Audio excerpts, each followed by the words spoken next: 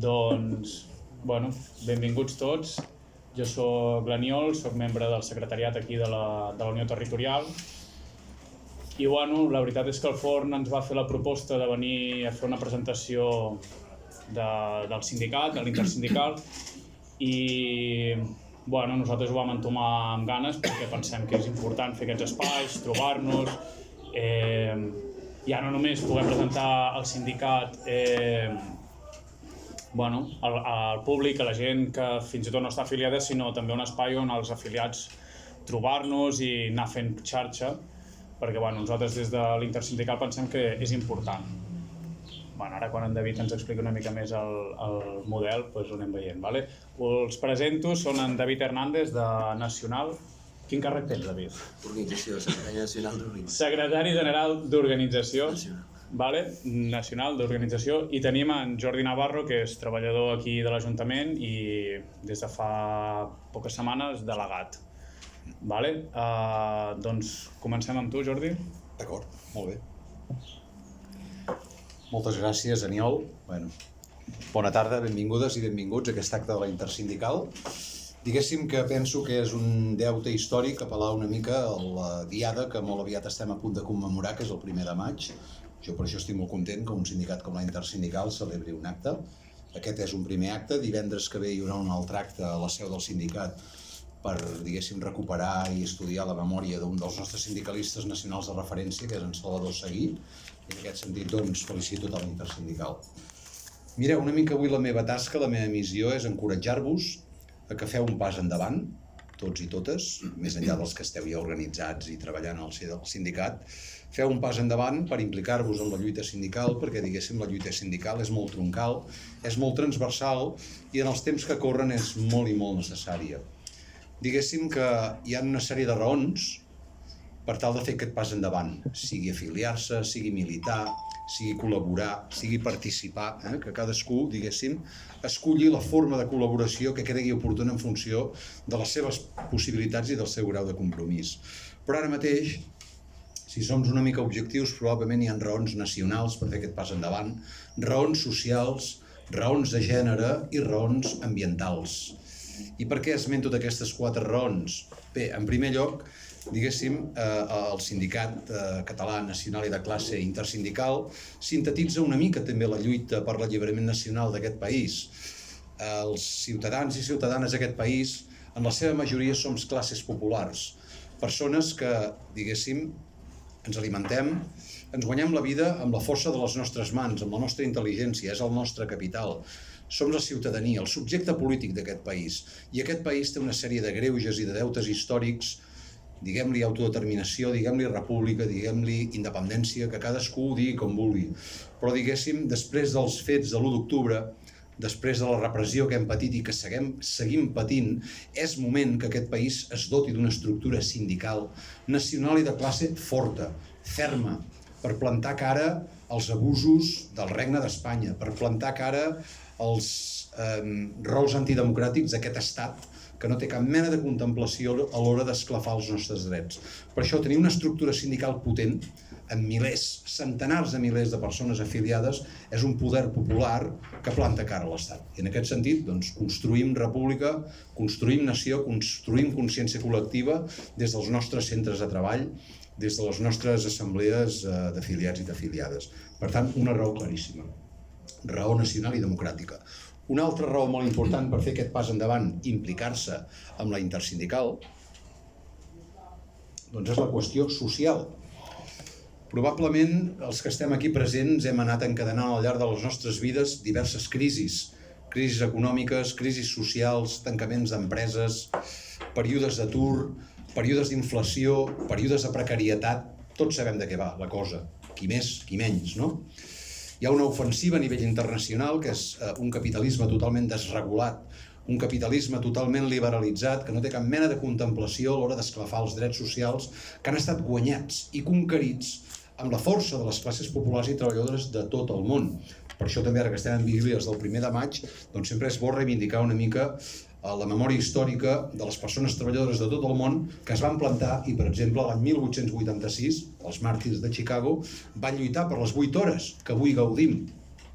Si nosaltres baixem la guàrdia, la banca, les grans empreses, el capitalisme, el liberalisme, el lliurecanvisme, el rendisme, digueu-li com vulgueu, ells no tenen contemplacions. Esclafar drets i retallar-los, retallar serveis públics, és el seu ADN, no tenen cap mena de contemplació. Per tant, estar organitzats en sindicats, en assemblees, estar als carrers ferms, en els centres de treball forts, plantar cara ideològicament parlant, fer batalla ideològica contra els gestors del capital és imprescindible. Per tant, ja tenim dos camps de batalla, el nacional i el social. Hi ha una altra qüestió que també forma part de l'ADN de la intersindical i del sindicalisme de base, que és la qüestió del gènere. Avui nosaltres hem intentat que hi hagués una companya, o més una companya parlant amb nosaltres a la taula, però per diverses raons no ha pogut ser.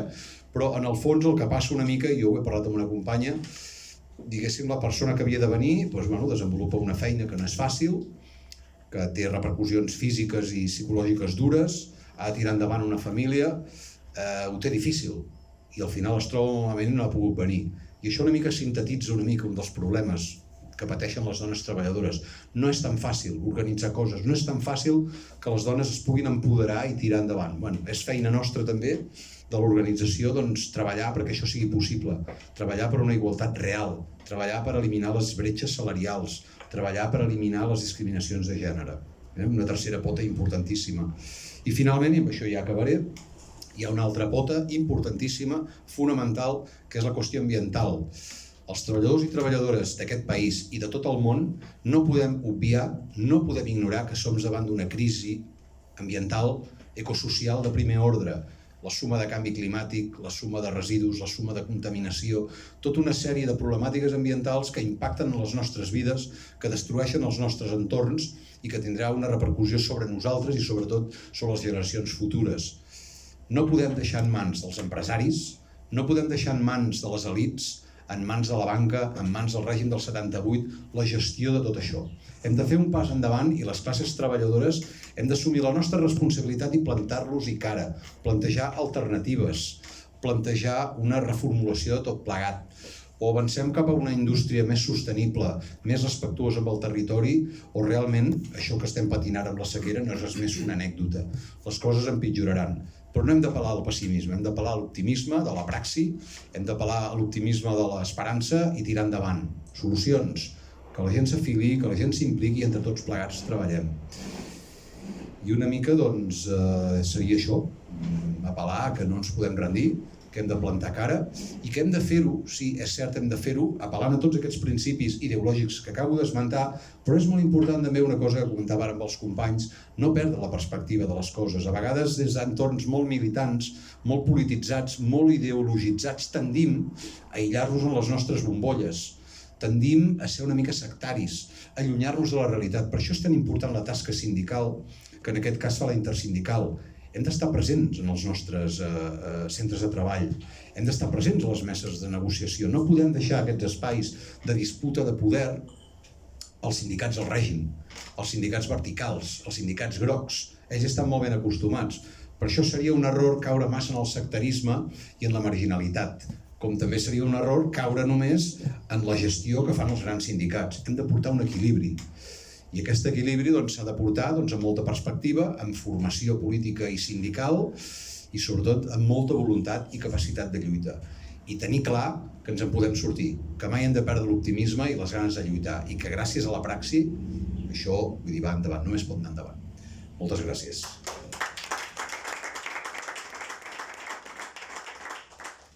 Bé, hola, soc en David Hernández, gràcies a Aniol, Jordi i a vosaltres per ser avui aquí. Us parlaré una mica de què és la intersindical, quin model volem desplegar, però abans un apunt, la intersindical, molta gent es pensa que hem nascut fa 6 anys, el 2017, no és així, ja fa molts anys que la intersindical existeix, els seus orígens és a la SOC, a la Solidaritat Obrera Catalana, i va anar evolucionant, es va convertir en una confederació de sindicats i més endavant amb la intersindical, ja a la dècada dels 80, 90 i 2000. Vull dir que ja hi havia molta gent abans de nosaltres fent feina, fent aquesta tasca tan important com deia en Jordi ara. El sindicalisme, com sabeu, és la defensa i la promoció, més que defensa, de vegades, dels drets dels treballadors. de les condicions laborals dels treballadors. Simplificant-ho molt, en el sindicalisme hi ha dos corrents. El corrent del sindicalisme de la concertació i el sindicalisme de confrontació. El sindicalisme de la concertació, bàsicament comissions obreres, USOC i d'altres sindicats que podem trobar, basen la seva lluita en el diàleg i en la pau social i en la negociació, però assumint com a objectiu final la pau social, el diàleg pel diàleg, sense que existeixi cap conflicte, perquè entenen que l'ordre establert funciona de tal manera que cadascú ha de fer la seva funció a la societat i que aquest ordre no s'ha de tocar. Per tant, l'objectiu final del seu sindicalisme és mantenir l'ordre establert. El sindicalisme de confrontació basa la seva lluita en la mobilització, en l'organització dels treballadors i en el conflicte, entenent que el conflicte no és una cosa dolenta, no és una cosa que cal evitar. El que cal evitar és la causa que genera el conflicte. La història, com sabeu, és la història dels conflictes. Sempre hi ha hagut conflictes a la història i existeixen perquè existeixen unes causes i el que cal erradicar són les causes que generen els conflictes. Actualment, a l'estat espanyol, com sabeu, el sindicalisme majoritari és el de concertació, a Catalunya també, no? Però trobem experiències, per exemple, al País Basc, amb els sindicats ELA i LAB, o a Galícia, amb la CIGA. ELA i LAB al País Basc junts sumen més del 60% de la quota sindical, a Galícia la CIGA té un 36%, és el sindicat majoritari, que se situen en el terreny del sindicalisme de confrontació. El País Basc és el territori amb més vagues de l'estat espanyol i diria que d'Europa. I casualment, o no, aquests tres sindicats i la intersindical ens definim com a independentistes. També lluitem per l'alliberament nacional. I aquí veiem unes coordenades, manteniment, perquè el sindicalisme de concertació tampoc impugna el marc territorial i el marc polític de l'estat espanyol. Per tant, veiem unes coordenades. Sindicalisme de concertació igual a manteniment de l'ordre establert i manteniment de l'estat espanyol, i sindicalisme de confrontació que impugna aquest marc territorial, aquest marc polític i que busca les repúbliques de les respectives nacions. A Catalunya, nosaltres sempre diem que vivim una anomalia, l'anomalia catalana, que és que hem intentat alliberar un país des de l'esquerra sense tenir un sindicat fort. Hem intentat impugnar el règim del 78, oblidant el camp sindical, que és on la majoria de la gent de Catalunya, el treball, els centres de treball, hi té un vincle. De fet, això es nota en termes de representació, que ara us explicaré, a nivell de delegats i d'afiliats en els sindicats. L'independentisme sembla ser que ens hem pensat que només guanyant eleccions al Parlament de Catalunya o als ajuntaments i construint entitats mobilitzadores fortíssimes ja en teníem prou per impugnar el règim i guanyar. S'ha demostrat que no era així, que hem oblidat el camp sindical i que és un camp importantíssim per acabar guanyant. I aquest potser és un dels problemes que vam tenir la tardor del 2017. Per tant, cal ampliar el focus i buscar l'hegemonia no només a les institucions, no només al carrer en manifestacions, sinó també en el dia a dia de la gent, que és als centres de treball, on hi passem la major part del nostre dia, o una gran part. Actualment a Catalunya hi ha aproximadament 3 milions d'assalariats, és a dir, de gent que treballa a compte d'altri, no comptem autònoms. Aproximadament hi ha 300.000 persones afiliades a sindicats i 50.000 representants sindicals. El sindicalisme independentista només representa el 2% dels representants sindicals, només el 2%. Entre comissions i UGT tenen més del 80% dels delegats sindicals. I, segons ells diuen, tenen cadascun més de 140.000 afiliats.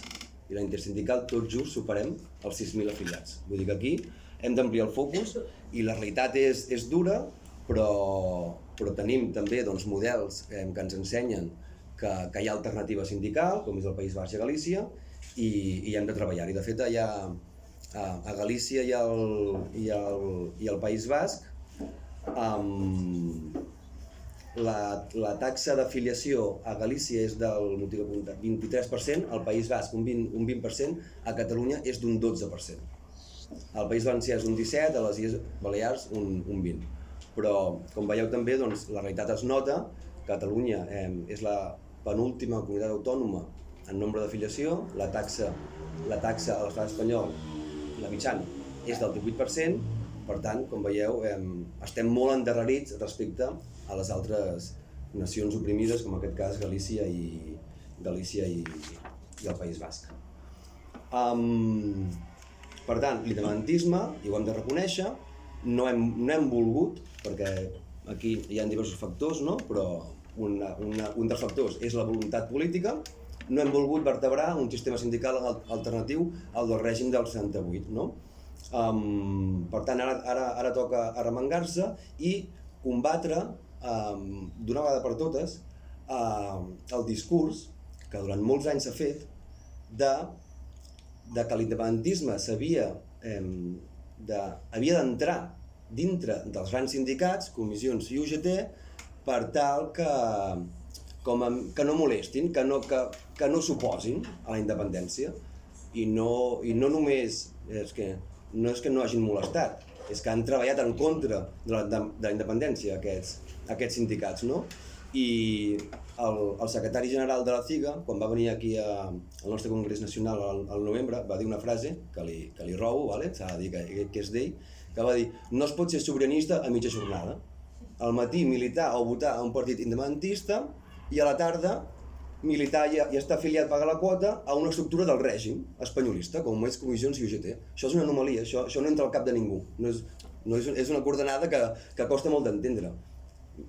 I costa d'entendre perquè no hi ha resultats, perquè no n'hi ha. No han fet mirar comissions i UGT cap a postulats republicans independentistes. No ho han fet. Per tant, cal començar a explicar que això no té cap sentit. Ser sobiranista a mitja jornada no té cap sentit. Per tant, hem de fer un gir de 180 graus. No pot ser que el món del treball es quedi al marge del moviment independentista i hem de treballar, a més, amb aquest model de confrontació. Per tant, necessitem, i després vaig al model sindical, necessitem un sindicalisme nacionalment autocentrat, no podem dependre d'estructures espanyoles, és a dir, de l'estat espanyol, perquè, a més, si la independència és una qüestió de classe, hem de tenir una estructura sindical que defensi això. I ara mateix no ho tenim. Ho tenim la intersindical, però com heu vist és molt petita, només un 2% dels delegats sindicals.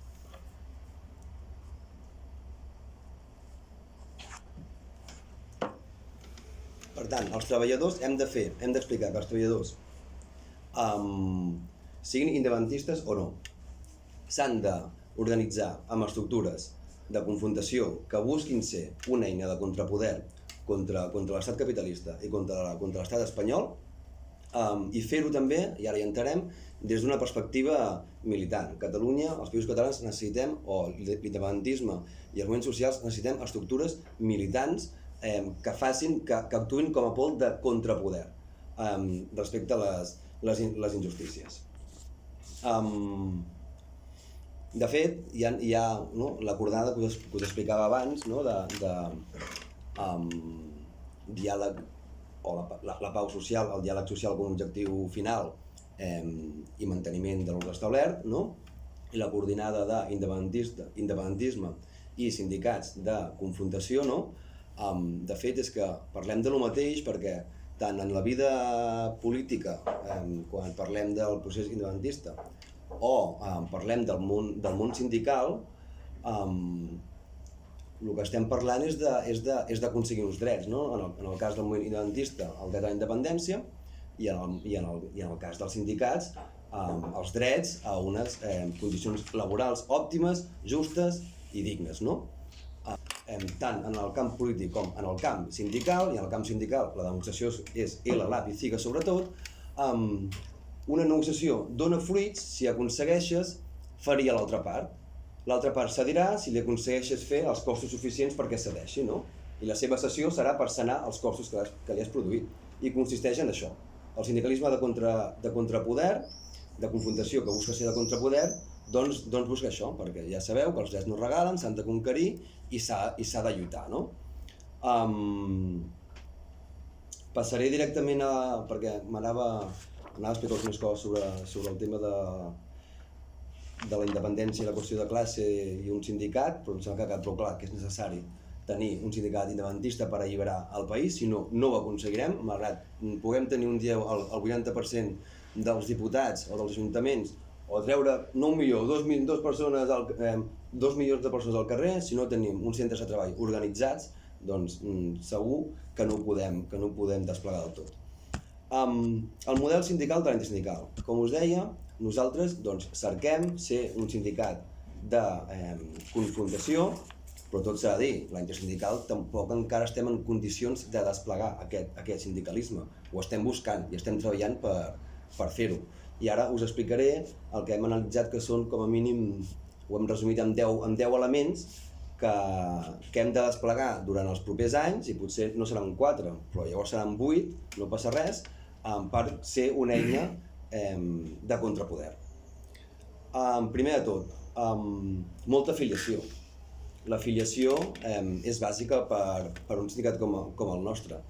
Com més treballadors afiliats i perquè s'afiliïn han de copsar el sindicat com una eina útil pels seus interessos, doncs millor, perquè tindrem més recursos per planificar accions, podrem ser una eina independent del poder polític o d'altres poders que a vegades passa que quan una entitat creix hi ha gent que vol ficar-hi mà. Doncs no, com més afiliació, més autonomia política, més autonomia sindical i més recursos per desplegar el sindicalisme que busquem desplegar, perquè no és un sindicalisme que s'ha de quedar al despatx, sinó ha de ser un sindicalisme que ha d'anar als centres de treball, que ha de promoure diverses accions que ara us explicaré. Per tant, això són més recursos que fer de gestoria en un despatx.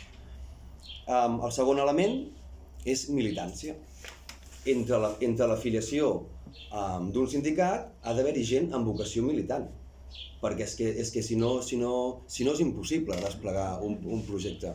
Segurament molts de vosaltres, o molts que estem involucrats en lluites diverses, doncs militem, militem el moviment de l'habitatge, el moviment feminista, el moviment ecologista, o on sigui, militem, no paguem una quota i no anem a les reunions, ens impliquem, doncs amb el sindicalisme ha de ser el mateix. Ja entenem que no tothom pot ser militant, i cadascú té les seves disponibilitats, però encara que sigui 1 hora a la setmana o 1 hora al mes, hòstia, doncs militar també és això, i cadascú se sap el seu, no demanem que el voluntarisme té un límit, això ho sabem, però sí que hem de buscar militància per desplegar el projecte.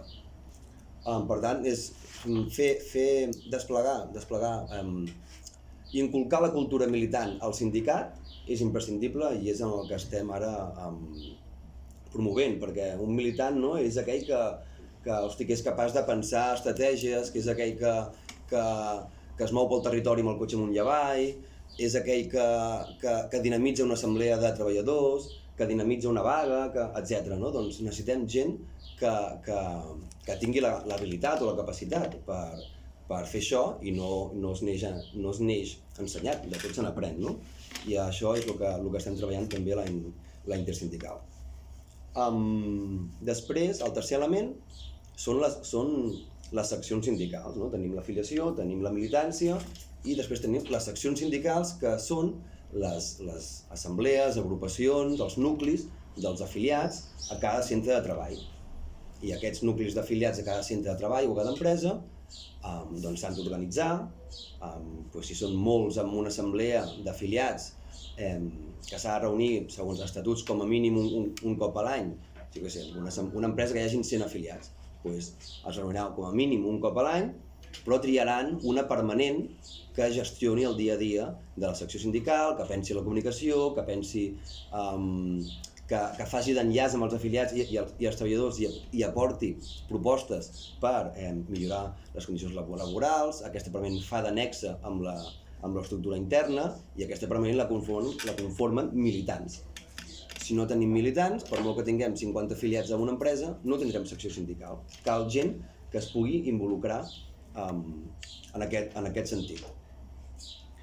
El quart element és tenir una estructura de funcionament òptima. El sindicat està creixent molt i això ho explico també perquè ho hem analitzat, que ens falta això també, perquè som un sindicat en construcció, en creixement i anem reorganitzant-nos, doncs, no constantment, però sí quan veiem que ho necessitem, no? I volem construir ja des de l'inici un sindicat que funcioni òptimament, no? Que tingui una direcció, un Consell Nacional on es planifiqui el debat i es decideixin les línies estratègiques sindicals, unes federacions, unes seccions sindicals que participen de la federació, que les federacions participen del Consell Nacional, és a dir, una estructura participativa, interna, democràtica, transparent, però sobretot, malgrat tenir una direcció que és que porta el dia a dia o un Consell Nacional que se li poden delegar diverses competències, aquestes competències s'han d'exercir des d'un diàleg intern. Malgrat un òrgan tingui una competència per decidir el què, com un Consell Nacional, no? o el secretariat en la gestió del dia a dia, tant nacional com els federals de les federacions, ha d'haver-hi un diàleg intern, buscant consens, o més que el consens, a vegades buscant el consentiment, no? Perquè és imprescindible per avançar sòlidament en el creixement del sindicat. Perdoneu, és que tinc molta set, jo sempre. Sí, home, i tant. I no sé si vaig molt de pressa, quan porto. Vale. Estic al 5è element, en queden 5 més. Vale, perquè copseu el model, jo penso que és interessant i més si tindreu l'oportunitat, soc un xapa si ho explico. La formació és un altre element, val? I ja us he dit que no ho faríem tot en 4 anys, sinó potser en 8. La formació és un altre element molt important.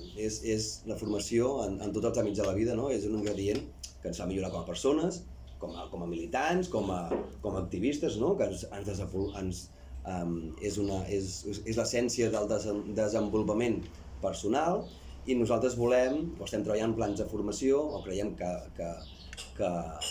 hem de tenir una estructura anual o no anual, sinó un plantejament de vegades a més llarg termini d'unes formacions que no només busquin formacions a nivell de legislació laboral, que evidentment s'han de fer, no? Com entendre una nòmina, com entendre una full de salari, com jo què sé, el teu conveni del sector, que te l'expliquin d'una manera amena, que de vegades costen de llegir, o la llei de pensió, qualsevol normativa laboral. No només això, sinó també formació des d'una perspectiva sociopolítica, de com entendre en quin món vivim.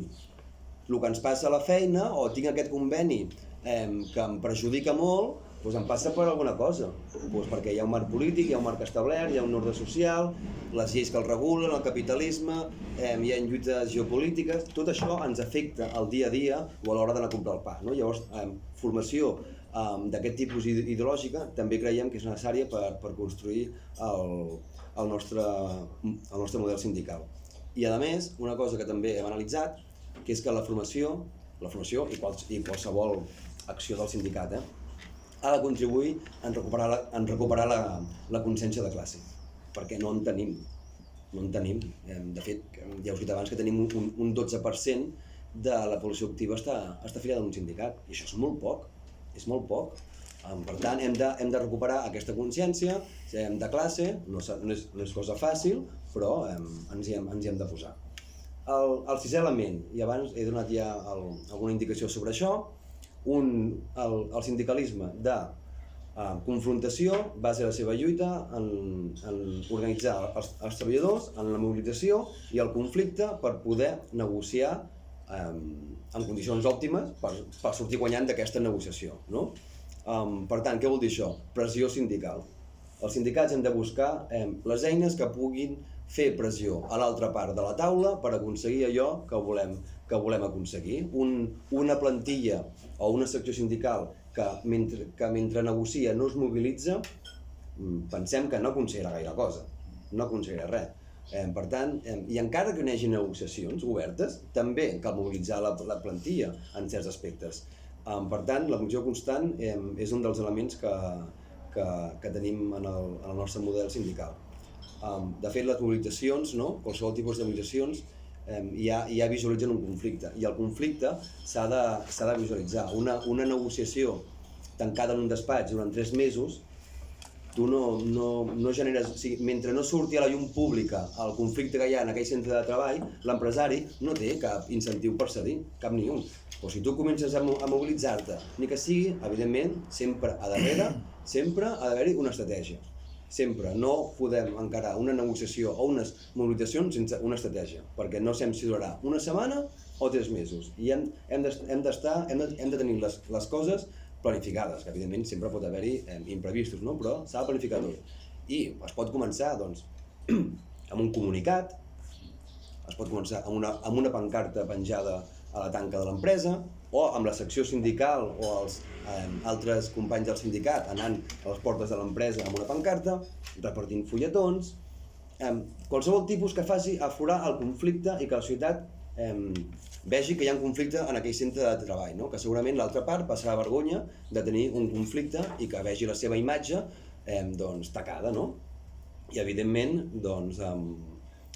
i després en parlaré, l'últim o un dels últims elements de la mobilització és la vaga. La vaga, com és un dels drets més importants dels treballadors, és l'últim element i és un element que podem fer servir, i després en parlaré una mica més, per pressionar a l'altra part perquè cedeixi, perquè si no, no té intenció per cedir. A més, la història, com he dit abans, és una repetició de conflictes. Per tant, no ens ha de fer por el conflicte i l'hem de normalitzar. El setè element, i de vegades costa aquest setè element, és que nosaltres pensem que el nostre model sindical ha de buscar sempre la unitat d'acció sindical. L'ha de buscar sempre, emplaçar els altres sindicats a tenir una acció conjunta, plantejar unes propostes ben argumentades, ben plantejades, sempre i quan, o sigui, buscant aquesta unitat d'acció sindical, sempre i quan no hi hagin unes rebaixes dels postulats que defensem. Això també ha de quedar clar, però la intersindical ha d'emplaçar constantment els altres sindicats a sumar-se a les seves propostes o, si cal, a parlar-ne, però sense que hi hagi una rebaixa substancial, evidentment, de les propostes de canvi als centres de treball. Nosaltres entenem que evidentment, una classe treballadora o una plantilla dividida, això beneficia l'altra part. Hem de buscar la unitat sense aquesta rebaixa, com dèiem. Ara, encara última de la vaga, com a 8è element, però no l'anomenem vaga, perquè estaria dintre de l'altre element, sinó caixa de resistència. La intersindical l'hem aprovat el mes de novembre passat al Congrés Nacional, que durant els propers 4 anys hem de poder tenir una caixa de resistència. Nosaltres entenem que quan hi ha un conflicte, ja sigui salarial, ja sigui de condicions de seguretat i salut, ja sigui amb temes d'igualtat, qualsevol tipus de conflicte amb una empresa no és un conflicte aïllat, sinó que són conflictes generals que té tota la societat que es localitzen en un moment precís, a un lloc precís, però que ens afecta a tots. No només que els afecta a ells, a tu també t'afecta, a nosaltres també ens afecta, però el conflicte no existeix encara, però ja arribarà. El conflicte ja s'ha donat en aquella població i en aquell centre de treball, i l'hem d'encarar com un conflicte de tots, no només d'aquell centre de treball. Això què vol dir? Que ens hem d'ajudar mútuament. I la caixa de resistència què és?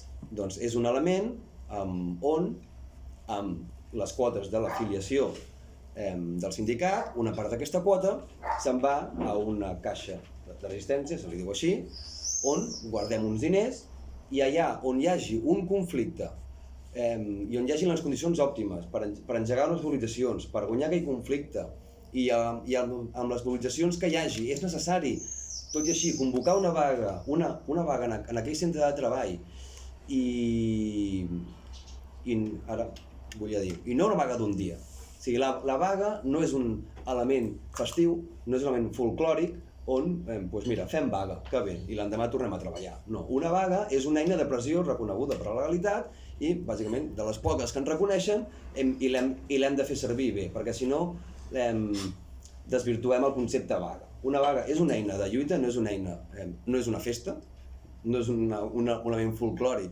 del sindicalisme, i entenem que els treballadors, sobretot tots vosaltres, nosaltres també, tota la societat, costa molt fer una vaga que no sigui només d'un dia.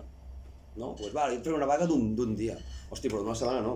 Jo ho entenc, clar que no. Jo tampoc, no? Perquè hosti, hem de pagar uns lloguers que estan pels núvols, unes hipoteques que no paren de pujar, el menjar que no para de pujar, el material escolar, doncs les necessitats bàsiques, no?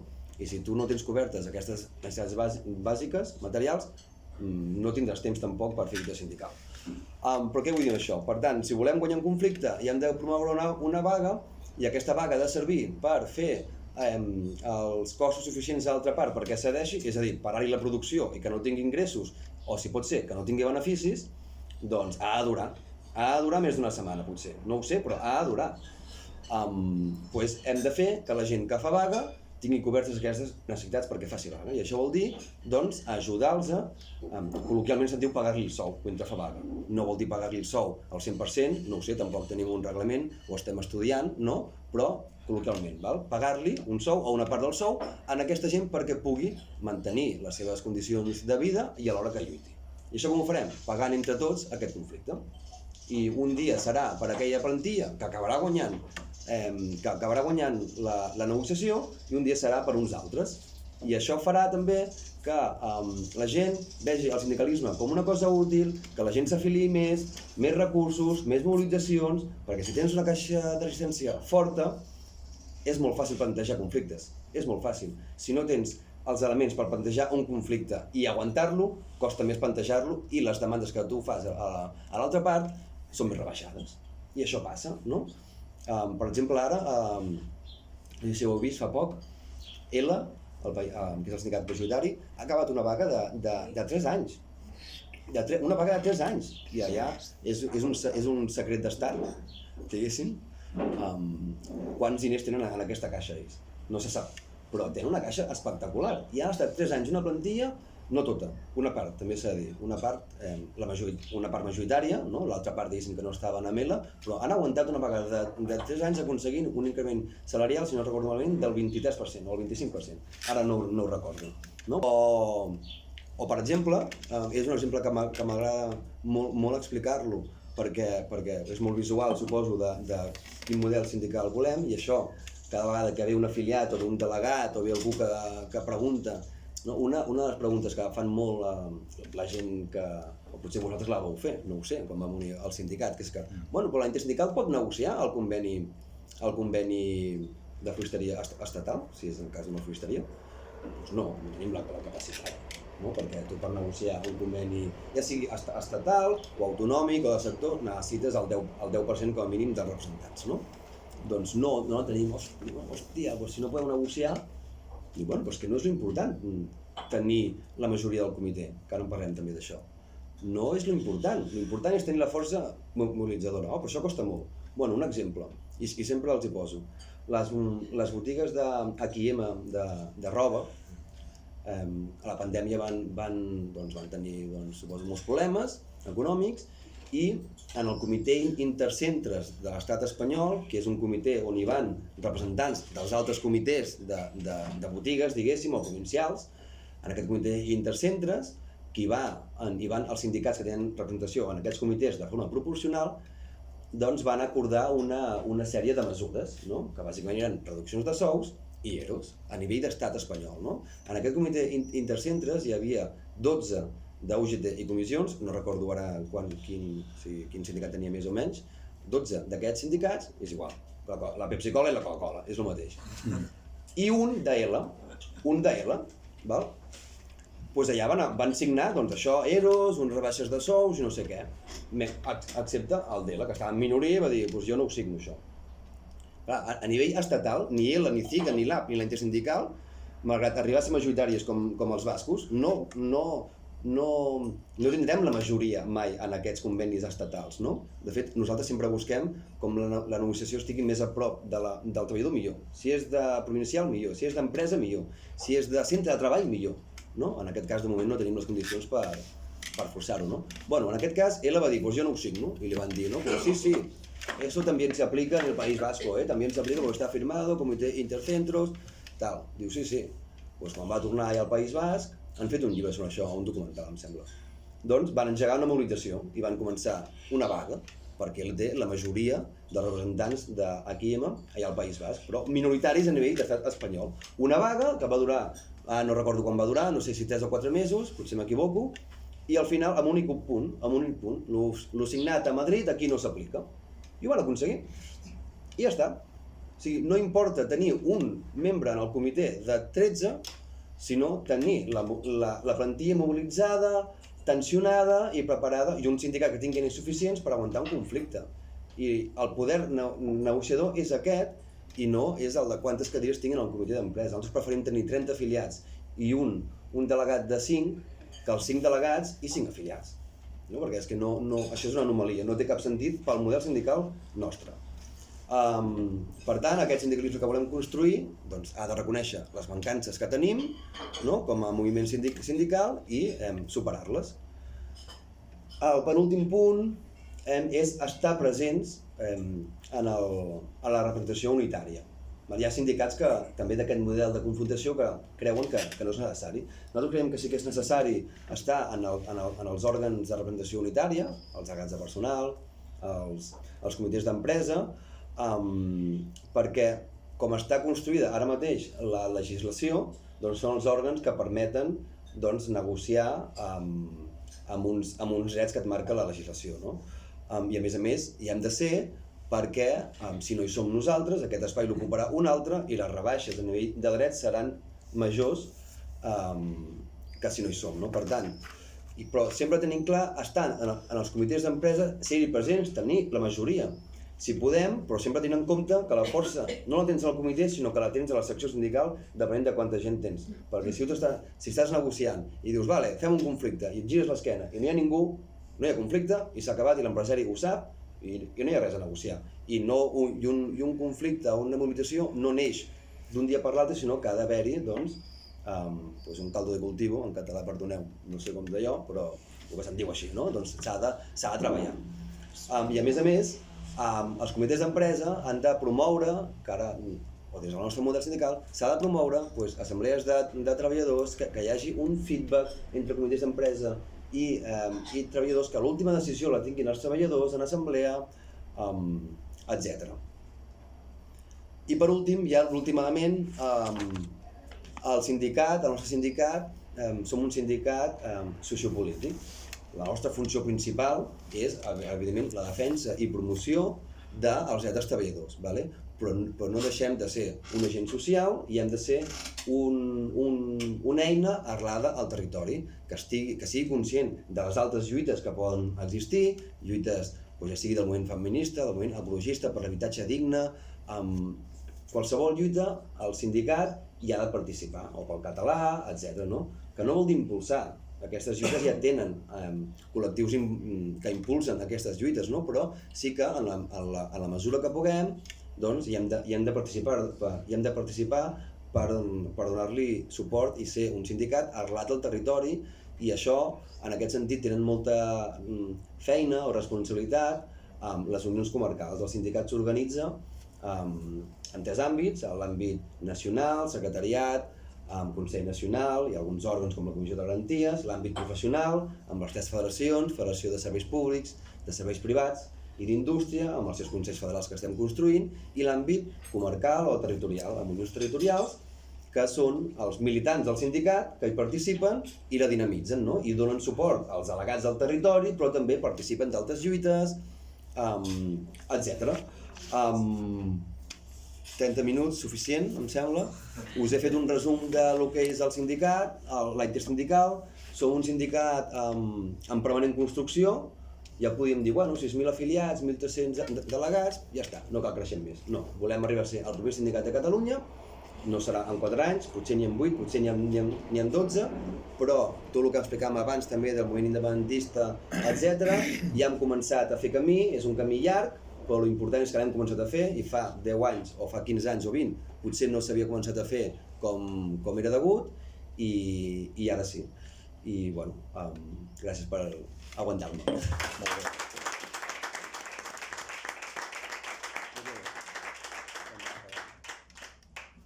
Vale. Doncs, bueno, jo havia escrit una cosa, però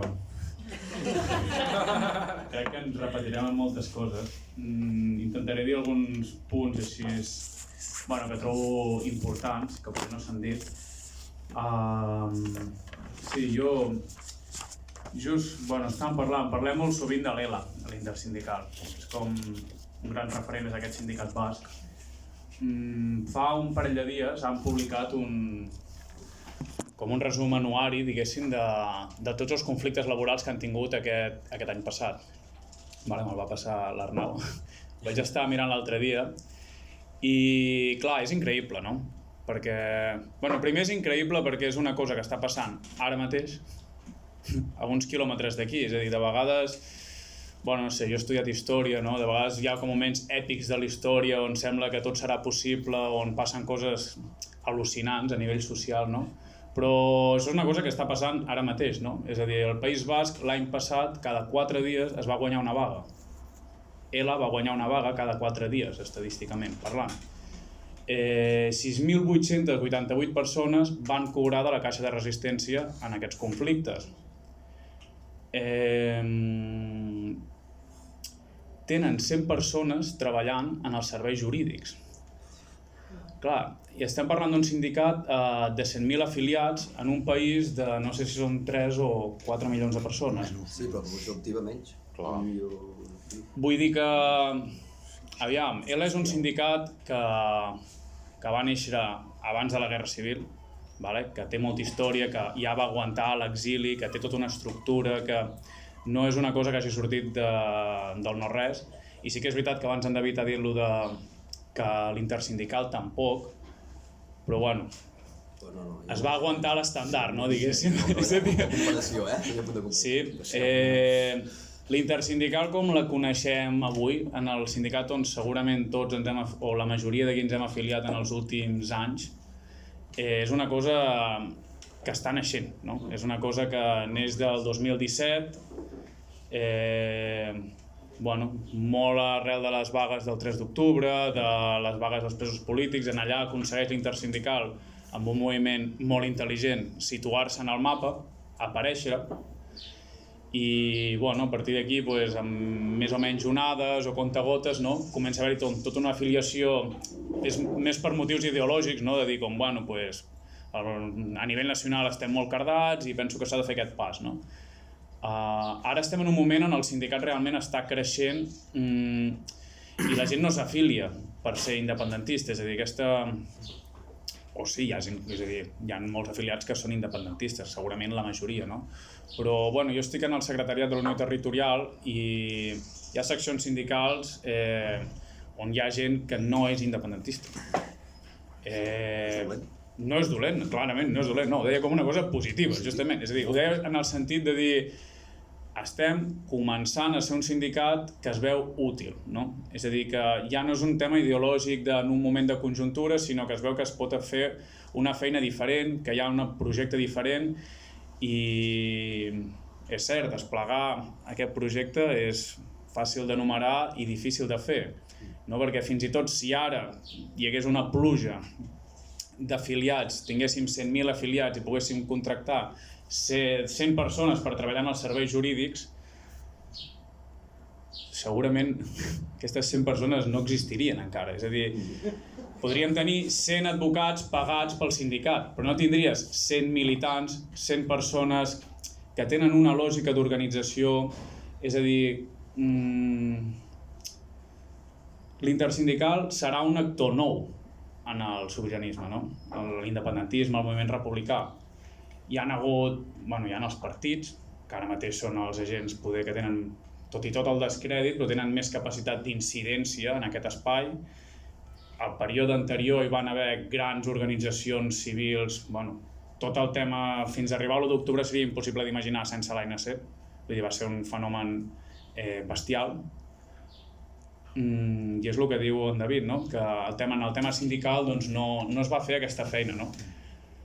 Clar, crear un sindicat, desplegar aquests 10 punts, serà una feina de formiguetes. Sí? I serà qüestió de no només créixer afiliats, no només formar-nos, sinó també crear la nostra pròpia lògica com a organització, la nostra agenda, els nostres punts que tenim interès en desplegar, no? Ja sigui de victòries concretes en els diferents àmbits laborals, a les diferents seccions d'empreses, com també el que plantejar, no? Aquestes reivindicacions més sociopolítiques, no? De desplegar l'agenda social i nacional que creiem que mereix aquest país. No? M'he perdut una mica. Aviam. Anaves molt bé. Anava molt bé. Seguiràs bé. Seguiré bé. Sí, una mica, diguéssim, el que tindríem ganes de fer des del Secretariat de la Unió Territorial és motivar una mica aquesta implicació militant. Que, com bé diu en David, és cert, tothom ficarà el seu gra de sorra des d'on pugui, com pugui, però al final és important, no? És important que siguem persones en les nostres empreses, persones amb qui els nostres companys confiïn, amb qui puguem resoldre dubtes, però també que sàpiguen que hi confiem, que s'hi pot confiar quan hi ha un problema, no? Estic pensant ara mateix en el cas de la vaga de Fontvella, que hi va haver, que va ser una vaga de 4 dies, Carles? Sí.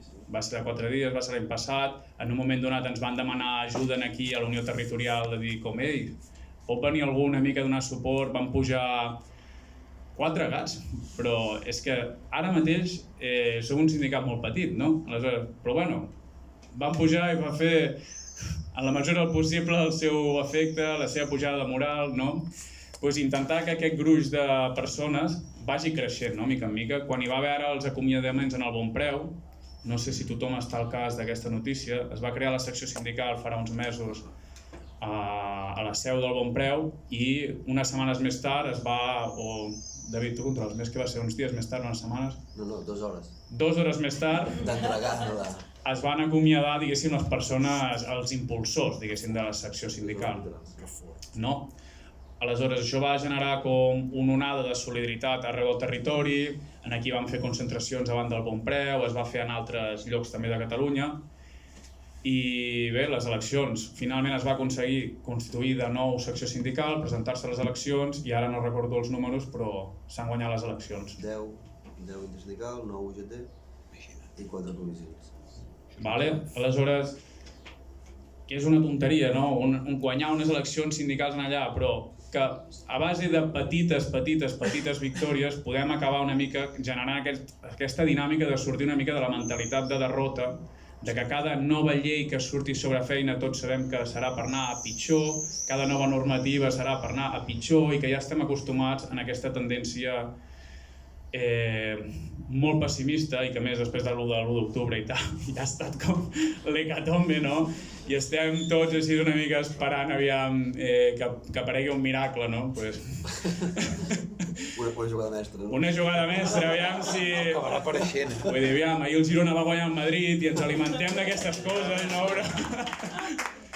Però no sé, no? Si per un moment poguéssim imaginar com hagués sigut aquí l'1 d'octubre tinguent un sindicat amb 200.000 afiliats acostumat a tenir victòries, és a dir, no guanyar-ho tot, però acostumat a que de tant en tant es pot guanyar, no? És a dir, psicològicament la gent estigui de dir, bueno, anem a provar de jugar al partit, pot durar més, pot durar menys, però és que nosaltres estem amb una mentalitat derrotista total, no? Aleshores, és important anar vestint el sindicat, anar construint sobretot aquesta caixa de resistència, dotar-nos de les condicions realment materials que ens poden permetre afrontar el conflicte. I per això és molt important no només a les empreses ser la gent del comitè que s'afilia, intentar convèncer els companys perquè com més gent estigui afiliada millor.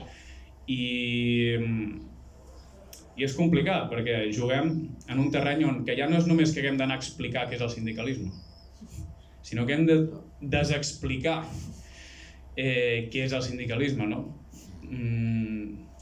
Segurament per la majoria de gent que s'ha afiliat i que intenta parlar amb un company de la importància de tot això, d'entrada ja és com si s'apropés un leprós, no? A explicar-me bajanades, no? Vull dir, està molt desprestigiat aquesta lluita, però és realment imprescindible. Vull dir, bàsicament perquè és que a la feina, els assalariats a la feina és on ens juguem tot. És on passem la major part del dia, d'on traiem els diners per construir la nostra vida i el cap de setmana és d'una forma o d'una altra depenent de com està l'entre setmana, no? També és que és evident, no?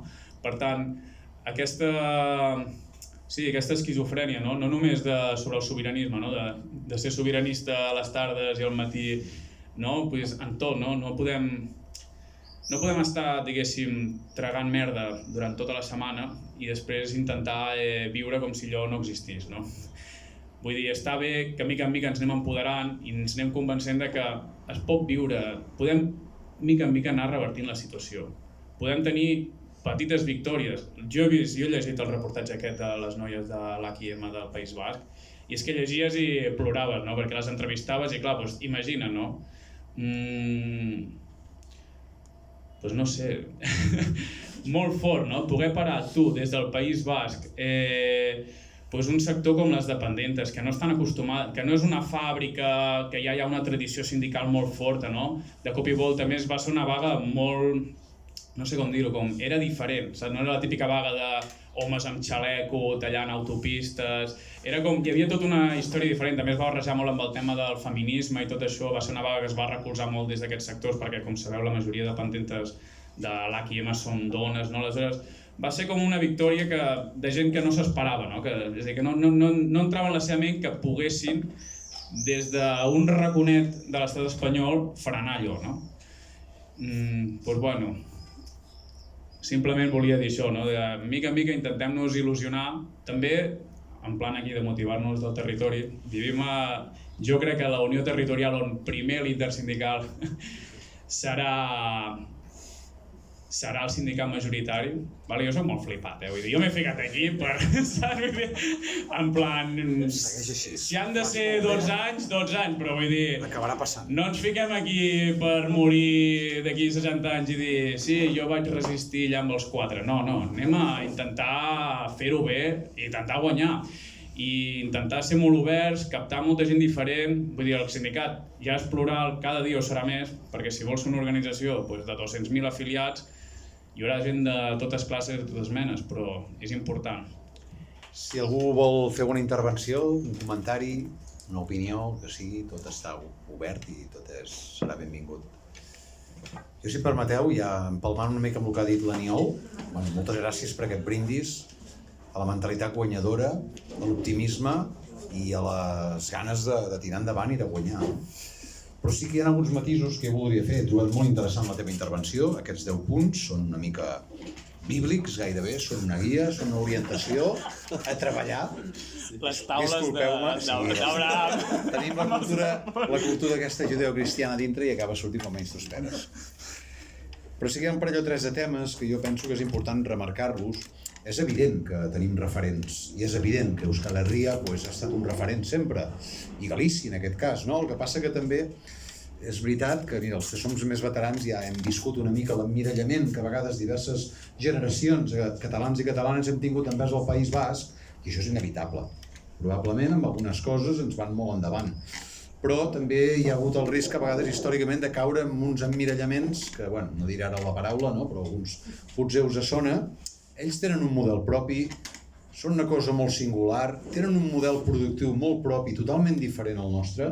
Nosaltres tenim una estructura productiva molt terciaritzada, que això ens ha portat a la fragmentació, a la individualització, i això ho fa difícil, no? Però esclar, semblava que a nivell nacional ens havien de passar per la cara, però una mica apel·lant aquest optimisme teu i aquesta alegria, nosaltres ens vam treure de la màniga una cosa que es diu d'octubre, que va deixar tota Europa flipant. No ens en vam sortir, però Déu-n'hi-do, I ara una mica, segurament ens passarà igual. Tot està per fer, tot és complicat, però fent passes, lentament, treball de formigueta. Hòstia, és fantàstic estar aquí envoltat de gent jove, amb aquest optimista, amb aquesta força vital, i tirar endavant, però si està guanyat, és que és evident, costarà, no serà d'avui per demà, però és evident que hi avançarem, no? I això també és un valor, vull dir, ens hem de dotar d'autoestima. Aquest pessimisme existencial en què ha caigut aquest país l'aconseguirem superar. Un temps i una canya, com tota la vida, s'aconseguirà superar. També voldria fer una referència a una qüestió que segur que tots nosaltres, com a treballadors i treballadores, ens hi hem trobat. I més els sindicalistes, no? Els sindicalistes. Quan hi ha una reivindicació sindical, laboral, de tipus sectorial, de tipus general, és molt fàcil que des de l'altra part, des de la part empresarial, s'apel·li a la por, s'apel·li a l'amenaça, s'apel·li al xantatge, s'apel·li a frases com és que desestabilitzareu l'empresa, ho arruïnareu tot, perdrem la producció i tots ens quedarem sense feina i tots ens morirem de gana i vosaltres sereu els responsables. Ho dic així d'una forma dramàtica i portat una mica, si voleu, a la caricatura i la paròdia, però és així. No tan caricaturesc. No és tan caricaturesc, Vull dir, acaba sent així, Hi ha empresaris que poden arribar a ser molt dramàtics, però esclar, és una estratègia que tenen. I això jo penso que és molt important que des del sindicalisme estiguem reforçats, que tinguem formació, que puguem revertir aquestes situacions. Hi ha molts models de sindicalisme a Europa i al món. Hi ha federacions sindicals, a Alemanya és increïble, però és que al Japó també, a la Índia també.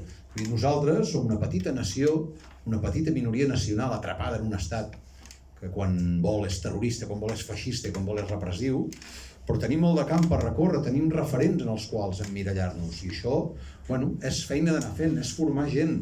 Per això jo també penso que és important formar gent en el camp internacional, i sí que la intersindical en això ha fet molta feina, i això, era una mancança bestial que teníem com a moviment independentista i d'esquerres. Per fi sorgeix una organització potent i arrelada i amb ganes i vocació de ser majoritària, com és la intersindical, que té en compte aquest horitzó.